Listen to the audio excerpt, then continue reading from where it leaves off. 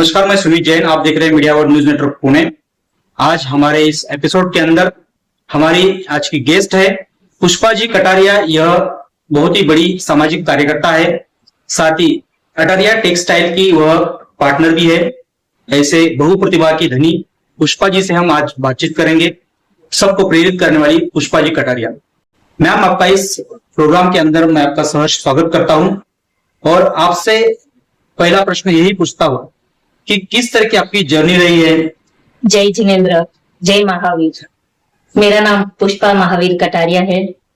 मैं एक राजस्थान के एक छोटे से गांव चवाड़िया में जन्म हुआ है मेरा। और उस जमाने में पढ़ाई का इतना महत्व नहीं था। गांव में हमारे सिर्फ और सिर्फ 5वीं तक की स्कूल थी।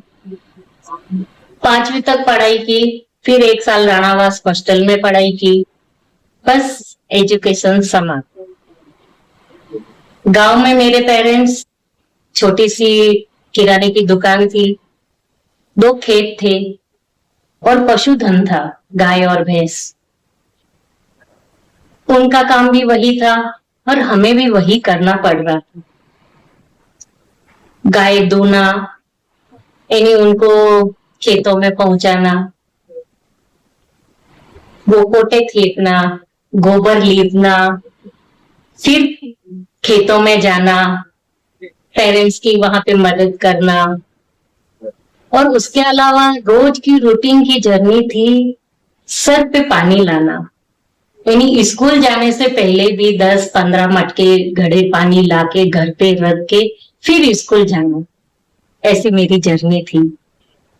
बस ये करते करते एजुकेशन भी खत्म हुआ और 1985 में धामली गांव के प्रेमराजी वालचंद जी कटारिया के सुपुत्र महावीर चंद कटारिया के साथ मेरी शादी हो गई। और शादी होने के बाद वापस पूना में शिफ्ट हो गई। सामान्य से सामान्य परिवार जो हम कहते हैं, वहां से आपकी ये जर्नी स्टार्ट हुई थी। क्या बताना चाहोगे, अभी आपकी स्थिति कैसी है? परिवार का जो बिजनेस हमारा है कटारिया टेक्सटाइल का, वो किस तरह से रन हो रहा है? कहाँ पर इसका एक्सपोर्ट्स है? किस सेक्टर के अंदर आप काम करती है? कटारिया टेक्सटाइल की में हमारे यहाँ पे होलसेल साड़ी का बिजनेस है, जो 100-200 रुपए से लेके 1 लाख रुपए तक की पूरे इंडिया की साड़ी हमारे शॉप पे मिल जाती है। और अच्छे से पूरे महाराष्ट्र में भी हमारा वापस होलसेल का काम चालू है।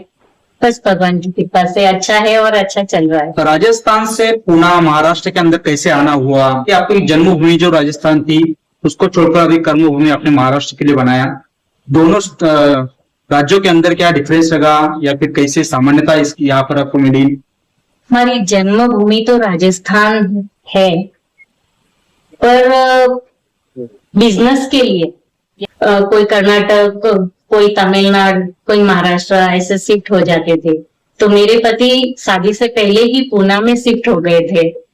कहते हैं ना, जन्मभूमि में हमारा जन्म हुआ, पर हमारी कर्म भूमि जो है ना वो महाराष्ट्र है। और जो हम काम भी करते हैं, सोशल वर्क भी हम करते हैं, तो हमारा एक भगवान ने हमें मनुष्य जन्म दिया, तो ये भी अपने आप पे देखा जाए तो बहुत बड़ा कर्ज है। जैसे 84 लाख योनियों में से भगवान ने हमें मनुष्य का अवतार दिलाया, ये अपने आप में भी मतलब बहुत ही अच्छी बात है ही। और भगवान का कर्ज हमारे ऊपर बहुत ज्यादा है, तो वही अपन मतलब कर्म को अच्छा और अच्छा करने के लिए हम ये छोटे छोटे वर्क कर रहे हैं। अभी आपने बताया कि राजस्थान छोड़ के पुणे में जो आपका आना हुआ वो एक बिजनेस के सिलसिले में हुआ। बिजनेस काफी अच्छा अभी यहाँ पर महाराष्ट्र के अंदर चल रहा है। जैसे आपने बताया कि 100 से लेकर 1 लाख की साड़ी अपने पास यहाँ पर मिल जाती है होलसेल के अंदर। किस तरह का सोशल वर्क, सामाजिक काम कटारिया फैमिली की तरफ से, पुष्पा जी की तरफ से यहाँ पर चलता है? किस किस क्षेत्रों में आपने काम किया हुआ है, उसके बारे में थोड़ा सा प्रकाश डालिए ताकि हमारे व्यूअर्स को पता चले कि कटारिया ग्रुप किस तरह से सोशल वर्क करता है। जैसे कोई मेरी भाई या बहन सिलाई सीखना चाहता था, तो उनको पहले सिखाया और फिर उनको सिलाई मशीन दी ताकि वो अपना जीवन यापन का काम उससे शुरू हो जाए। जैसे एक जन लड़की थी, उसने बोला मुझे पार्लर का काम सीखना है, तो उसको हमने पार्लर का काम सिखाया और फिर उनको उनके घर में ही पार्लर खोला। तो उसका जीवन यापन परिवार का उससे गुजारा हो रहा है। जैसे एक लड़का था जिसका हाथ एक ही हाथ था, तो मैंने उसको कंप्यूटर सिखाया, सिखाने के पैसे दिए ताकि वो अपने एक हाथ से कंप्यूटर सीखा हुआ आज वो बहुत अच्छी जॉब करके अपने पूरे परिवार को पाल रहा है। जैसे एक नीडी परिवार था, उसके दो ही बेटियां थी, पेरेंट्स दोनों दिव्यांग थे, तो मैंने दोनों बच्चों की पढ़ाई, दोनों लड़कियों की पढ़ाई का पूरा 10वीं तक का जिम्मा लिया। तो उनको ऐसे पढ़ाया, ऐसे करते करते ऐसे अनेक छोटे छोटे कार्य से मैंने काम का शुरुआत की। और उसके बाद तो फिर अनाथ आश्रम, वृद्ध आश्रम, अपंग आश्रम, मतलब मातोश्री जैसे वृद्ध आश्रम, ऐसे अनेक आश्रमों में मतलब छोटे छोटे कार्य, जो जरूरत की चीजें जो उनको आवश्यकता होती है, पहले उनको पूछ लेते हैं भाई आपको क्या आवश्यकता है, उसके हिसाब से वो बातें काम किया। फिर गवर्नमेंट का भी अभी चालू है शौचालय का, तो मैंने पार गांव में भी 4, वहां पे एक भी स्कूल में टॉयलेट का नहीं थी और एक हड़पसर की स्कूल में, जैसे 5 टॉयलेट का निर्माण करके दिया ताकि वो आज की बच्चियां जो संकोच करती है, बाहर नहीं जा सकती थी, उनके लिए वो काम करके दिया। और उसके बाद जैसे एक बहुत बड़ा शो लिया और उसमें जो जैसे रानी रंगीली का एक शो लिया, तो उसमें जो भी बेनिफिट हुआ, ऐसे 3 संस्थाओं को तो 50-50 हजार, फिर 1-2 गौशालाओं को 11,000, 21,000, ऐसे करके वो पैसे वहीं पे डोनेट कर दिया। जो भी बचा था वो उधर ही डोनेट दिया। अच्छा लगता है, सुकून लगता है जब ऐसे कार्य कर जैसे लेने के लिए आते हैं वो, पर उनके चेहरे पे जब मुस्कान देखते हैं तो बहुत बड़ा अच्छा लगता है। जैसे कई स्कूलों में कार्य करती हूँ, जैसे घरटे क्लब के, बचपन फोरम वर्ल्ड का स्कूलों में, जो ऐसे ऐसे रोड से उठाए हुए बच्चे, छोटे छोटे बच्चे, जो कई अनाथ बच्चे, उनका चेहरा देख के ऐसा लगता है ना कि भगवान ने पता नहीं कौन से कर्म किए, उसके लिए आज वो है, पर अपने पास शायद कुछ है तो हम उनकी मदद करें, उनको आगे बढ़ाए। आज अगर हम बच्चों को आगे बढ़ा दिए तो उनका पूरा भविष्य बन जाता है, क्योंकि बच्चों को संस्कार अगर देना है तो वास्तव में कहा जाए तो बच्चे एक कच्चे घड़े के समान होते हैं। उनको कैसे घड़ना है, कैसे उनको मजबूती देनी है, जैसे अग्नि में पका के मजबूत घड़े को करते हैं, वैसे ही उन बच्चों पे अच्छे संस्कार कैसे आए। तो मेरा बच्चों पे बहुत ज्यादा फोकस रहता है। ऐसे मतलब आज तक सैकड़ों स्कूलों में ऐसा काम कर दिया है कि उन बच्चों को सिखाया जा रहा है कि आपको छोटे छोटे कार्य, जैसे आपको हरे भरे वृक्ष नहीं काटना है, कोई संपत्ति ऐसा आपको कभी भी जिंदगी में नहीं जाना है कि जो राष्ट्र की संपत्ति है, तोड़फोड़ वाले, वृद्धि वाले, ऐसे अनेक संगठना बनी हुई है जो बच्चों को उपयोग करते हैं पत्थर फेंकने के लिए, आग लगाने के लिए, तोड़फोड़ करने के लिए। पर मैं उनको ऐसा सिखाती हूँ कि वो संपत्ति भी अपनी संपत्ति है, क्योंकि गवर्नमेंट है तो है कौन, कौन है गवर्नमेंट, क्या है, वो वही है, हमारी ही संपत्ति है, देश की संपत्ति है।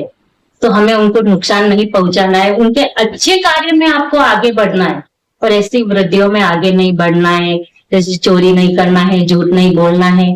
मतलब ऐसे छोटे छोटे बच्चों के दिमाग में आज से ऐसी बातें बोई जाए तो वो हो सकता बड़े होके बहुत अच्छे संस्कारी और देश की सेवा करने वाले बच्चे बने, ऐसी मेरी भावना रहती है। पुष्पा जी मैम, आपके नजरिए से सामाजिक काम क्या होता है, या फिर समाज सेवा की व्याख्या आपके नजरिए से क्या है? कि मैं जैन हूँ और खाना खिलाने में धर्म नहीं समझती हूँ, और मैं ये भी नहीं करना चाहती हूँ कि ये गरीब है उनको 1,000 रुपया दे दिया, आपका जीवन वो कितने दिन चलेगा, 1 दिन चलेगा, 2 दिन चलेगा या 10 दिन चलेगा, फिर आखिर क्या, फिर वही क्वेश्चन मार्क आ जाएगा, फिर वो आगे और हाथ फैलाने लग जाएंगे। इससे अच्छा है आप, जैसे कहावत है ना कि इंसान के हाथ में आप कुल्हाड़ी दो ताकि वो लकड़ियां काट के बेच के वो अपने आप पे आत्मनिर्भर बन जाए, वैसा कार्य करना चाहिए, ना ही कि उनको अपंग बना। मैं तो मानती हूँ कि अगर आप पैसे दे रहे हो किसी को तो उनको अपंग बना रहे हो, मतलब कि वो पैसों से कितने दिन चला सकता है ना। इससे बेटर है उनको सिखाओ उनकी प्रॉब्लम क्या है, कि वो कमाना अगर आप देते रहोगे तो वो कमाना सीखेगा भी नहीं, आलसी बनेगा, ना मेहनत करेगा, क्योंकि हम खुद ही उनको आलसी बना रहे हो। पैसे दे दिया, काम खत्म हो गया, इसमें धर्म नहीं है, मैं इनको धर्म नहीं मानती। आप उनको आत्मनिर्भर बनाओ, उनकी सोच को बदलो, उनके दिमाग में ये लाओ कि हमें मेहनत करके रोटी खानी है, ना कि किसी के सामने हाथ फैला के रोटी खानी है। आप आत्मनिर्भर बनाओ, वो 100% बनेगा। उनमें वैसा बीज बोना पड़ेगा।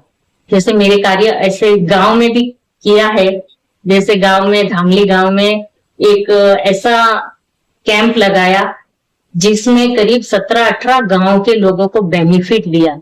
यानी उधर ही चश्मा, आंखों का चश्मा दिया, उधर ही ऑपरेशन करवाए, उधर ही सारे चेकअप किए। जैसे पूरा बालर हॉस्पिटल पालिका था, वो सारे डॉक्टर्स आ गए। तो एक गांव में लोगों को लगा कि हमको पता ही नहीं है हमारा ब्लड ग्रुप कौन सा है, आपने करवा के दिया। फिर वही डिटेल पूरी हॉस्पिटलों में दी कि कभी भी जरूरत पड़ी तो वो ब्लड ग्रुप भी उनको काम आ जाए। जैसे कोविड चेकअप से लेके कोविड वैक्सीनेशन से लेके वो एक ही जगह पे हमने पूरा, बिलाड़ा की पैथोलॉजी लैब थी और जोधपुर का आई चेकअप हॉस्पिटल था। जैसे गवर्नमेंट से भी मुझे 5 लाख की दवाइयां वहां उस दिन मुझे मुफ्त में मिली गई।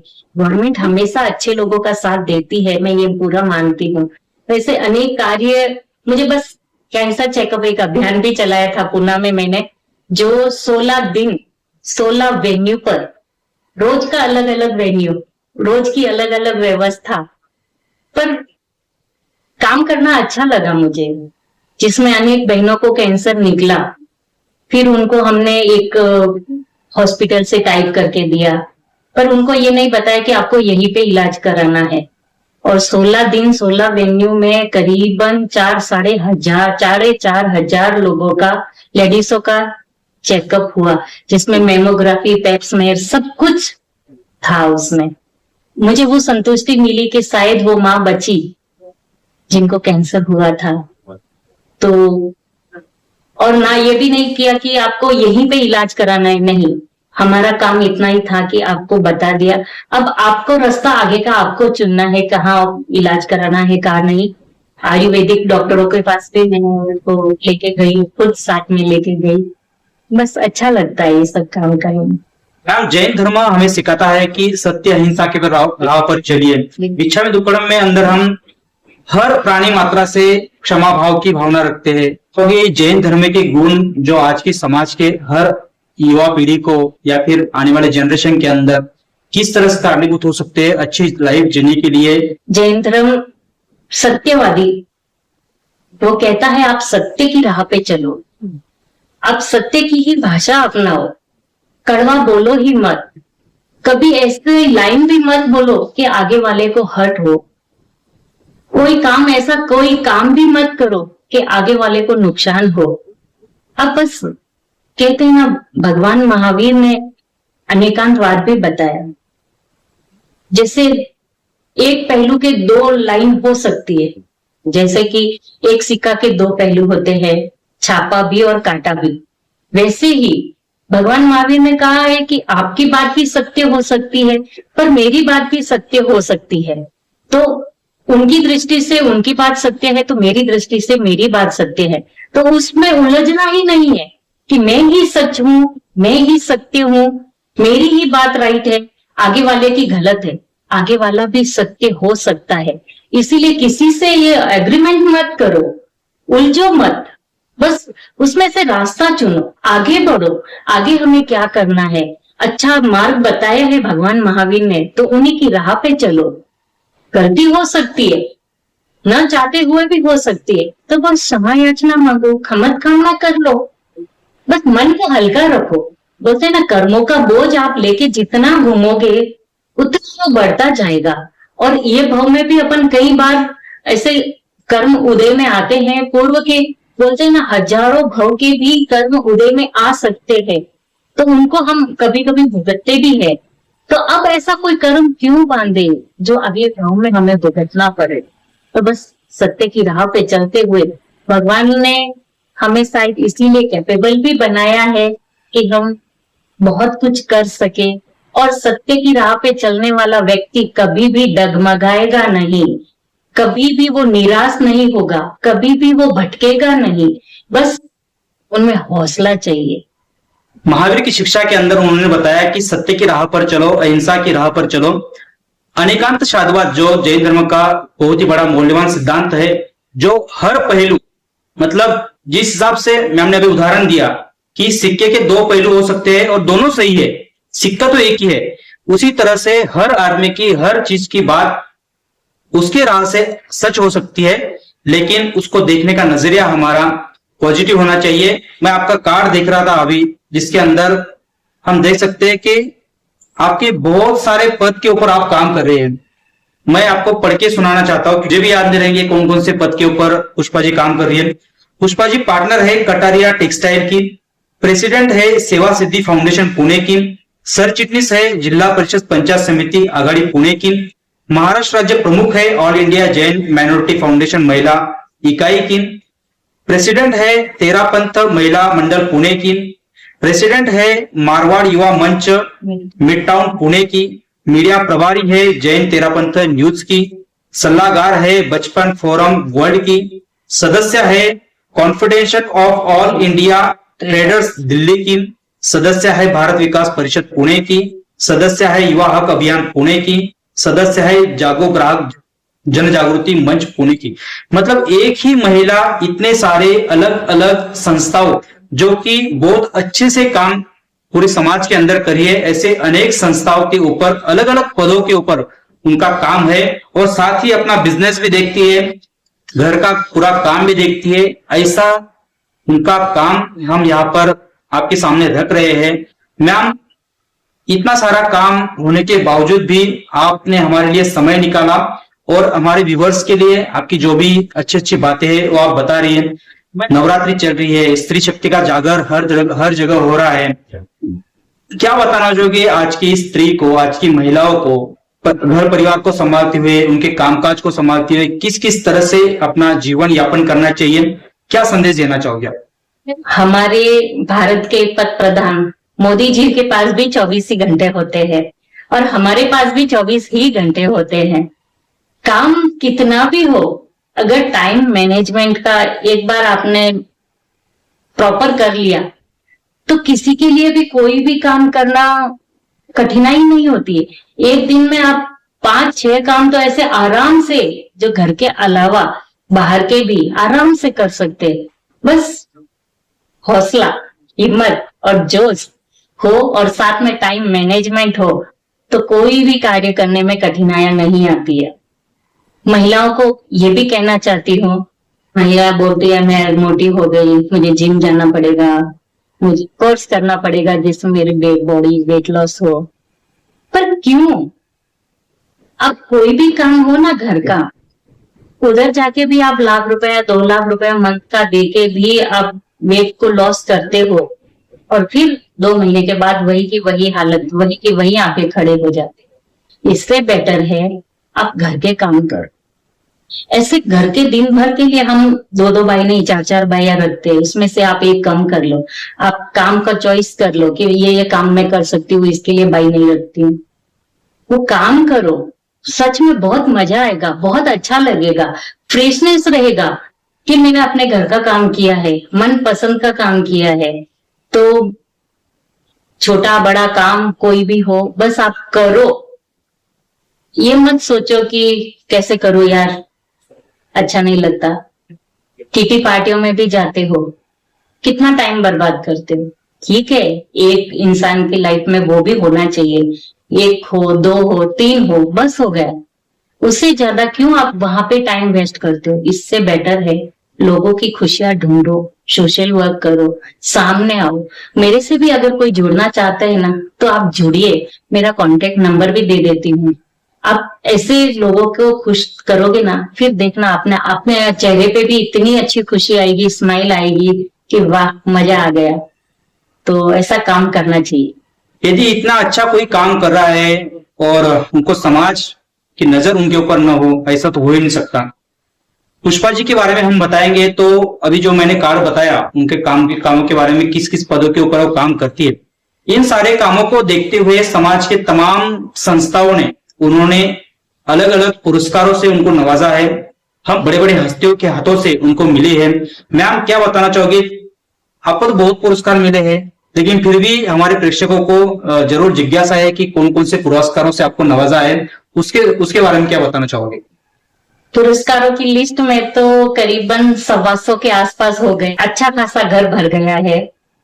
पर कुछ ही पुरस्कार ऐसे हैं जो वास्तव में खुद को गौरव महसूस करती हूँ कि पढ़ी लिखी ना हुई तो क्या हुआ, कुछ तो हासिल किया है, तो अच्छा लगता है। जैसे हीरकणी अवार्ड, राजस्थान महाराष्ट्र राजस्थान गौरव पुरस्कार, स्वर्गीय सुषमा स्वराज जी का नेशनल अवार्ड, राष्ट्रीय लोक सेवा पुरस्कार, मानव भूषण पुरस्कार, national social world award, Maharashtra Rajasthan गौरव पुरस्कार, जैन दीप स्तंभ पुरस्कार, नारी सशक्तिकरण पुरस्कार, सिद्धि गौरव पुरस्कार, कटारिया गौरव पुरस्कार, स्वर्गीय सुषमा स्वराज विशेष गौरव पुरस्कार, भारत विकास की ओर से राष्ट्रीय लोक सेवा पुरस्कार, जित्तो चैप्टर से भी ऐसे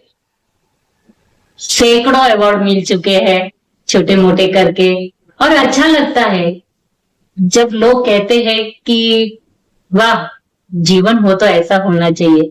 फिर भी मैं एक लाइन बोलना चाहती हूँ कि रहे भावना ऐसी मेरी, रहे भावना ऐसी मेरी, सरल सत्य व्यवहार करूं, जब तक रहूं इस जीवन में देश हित में काम करूं, मानव हित में काम करूं, बस सेवा भावना से काम करूं, यही मेरी एक भावना है।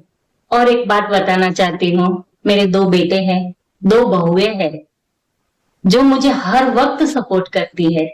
एक बेटी भी है, जवाई है, पूरे 5 ग्रैंड चाइल्ड भी है। तो इन्हीं बहुओं का सहयोग, बेटों का सहयोग, पति का सहयोग जब मिल जाता है ना, तभी काम कर पाते हैं। और वो कभी ना भी नहीं बोलते हैं कि आप मम्मा कहाँ खर्च कर रहे हो, कि आप क्यों कर रहे हो, बस कितना चाहिए ना आप ले लो और दे देते हैं। पूरा भरा परिवार है। सच में मैं भाग्यशाली हूँ ऐसी बहुएं पाकर, ऐसे बेटे पाकर, ऐसा परिवार पाकर। तो मैं ऐसा मानती भी हूँ कि पूरे वर्ल्ड में मैं सबसे ज्यादा खुशनसीब हूँ। आपकी जर्नी के बारे में बात करेंगे तो बहुत सारा समय हमारा निकलता जाएगा, लेकिन हमारे पास भी टाइम की लिमिटेशन है, जिसके अंदर आपको जो भी आपने हाइलाइट्स आपके लाइफ के बताए, जिसके अंदर आपने बताया कि एक किसान परिवार के अंदर रहते हुए भी आपने किस तरह की वापस जर्नी यहाँ पर जी है। साथ साथ में जब शादी होने के बाद पुणे के अंदर आने के बाद भी बिजनेस संभालते हुए आपने जो सोशल वर्क यहाँ पर किया है, उन्होंने अभी बताया कि जैसे महिलाओं के लिए काम है, बच्चों के लिए काम है, अनाथ आश्रम, अनाथ वृद्धाश्रम, जो भी ऐसा कोई क्षेत्र नहीं है जिसके अंदर पुष्पा जी ने काम नहीं किया है। हर एक क्षेत्र के अंदर उन्होंने काम किया है। जो बीच में अभी कोविड आया था, उस कोविड के अंदर भी उन्होंने कोविड सेंटर का निर्माण करके अनेक समाज कार्य को, मतलब आरोग्य के दृष्टिकोण से अनेकों को यहाँ पर आरोग्य सेवा यहाँ पर दी है। मैम आपने पूरा समय हमारे लिए यहाँ पर निकाला, आपके लाइफ के कुछ हाइलाइट्स पॉइंट्स हमारे आज के इस इंटरव्यू में आपने बताए। आपका बहुत बहुत धन्यवाद और आप ऐसे ही काम करते रहे, आपकी लाइफ जर्नी और अच्छे से हो। आपकी ये जो अभी 100 पुरस्कार की आपने लिस्ट बताई, उसके अंदर भारत रत्न जैसे पुरस्कार, पद्मश्री, पद्म भूषण जैसे पुरस्कार भी इसके अंदर प्राप्त हो, ऐसी हमारी भावना है। और media world news, Shreyas education foundation ये आपके साथ हमेशा है और आपको ढेर सारी शुभकामनाएं हमारी तरफ से है। बहुत बहुत धन्यवाद। बहुत बहुत धन्यवाद।